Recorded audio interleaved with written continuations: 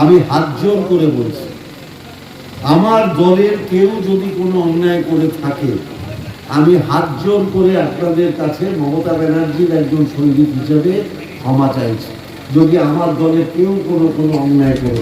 বাগদার উপনির্বাচনে শেষ লগ্নের প্রচারে গিয়ে হাতজোড় করে ক্ষমা চাইলেন পার্থ ভৌমিক। এদিন আশারু গ্রাম পঞ্চায়েতের গাঙ্গুলিয়াতে প্রার্থী মধুপর্ণা ঠাকুরের সমর্থনে বুথ বৈঠক করতে গিয়ে সাধারণ মানুষের উদ্দেশ্যে পার্থ ভৌমিক বলেন, 2016 সালে হারিয়েছেন, 2019 সালে হারিয়েছেন, 2021 সালে হারিয়েছেন, 2024 সালে হারিয়েছেন। একই সঙ্গে তিনি আরো বলেন, আসার সময় কেউ একজন বলেছিল রাস্তাটা করে দিন, দায়িত্ব দিয়েছেন একজনকে আর রাস্তা করে দেবে পার্থ ভৌমিক। একটা সুযোগ দিন, মধুপর্ণা ঠাকুর বাগদার এবারে ওবারে দৌড়ে বেড়াবে, যদি কাজ না করে আগামী 2 বছর পরে ফেলে দেবেন বলে মন্তব্য করেন তিনি।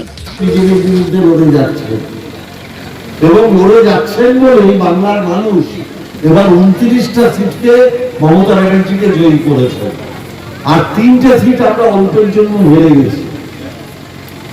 আমি বাগদার মানুষের কাছে বলতে চাই, আপনারা 2016 সালে আমাদের হারিয়ে দিয়েছেন, 2019-এ হারিয়ে দিয়েছেন, 2021-এ হারিয়ে দিয়েছেন,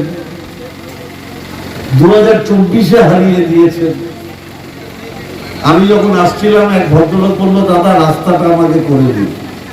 আমি বললাম, দায়িত্ব তো আপনারা আমাকে দেননি রাস্তা করে দেওয়া, আপনারা দায়িত্ব দিয়েছিলেন বিজেপিকে, তবে দায়িত্ব দিলেন বিজেপিকে আর রাস্তা চাইছেন আমার কাছে।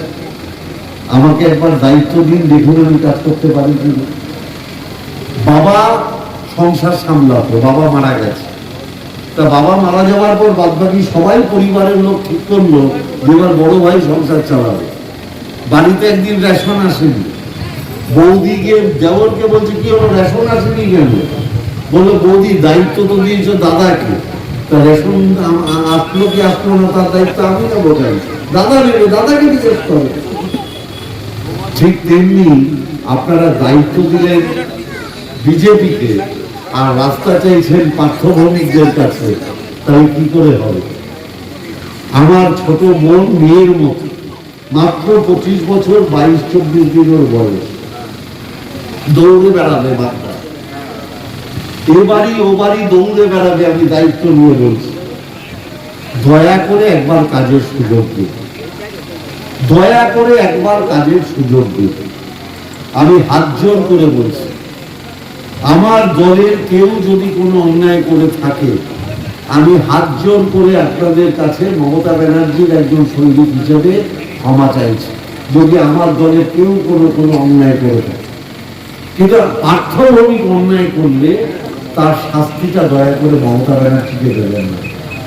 আপনারা যদি মমতা ব্যানার্জিকে শাস্তি দেন, তাহলে প্রকারান্তরে সেটা গরিব মানুষের উপরে শাস্তি হয়ে যাচ্ছে, কারণ মমতা ব্যানার্জি গরিব মানুষের জন্য কাজ করতে চায়। একটা সুযোগ দিন, যদি মধুপর্ণা কাজ করতে না পারে 2 বছর বাদে আবার বিধানসভার নির্বাচন, তখন ফেলে দেবেন।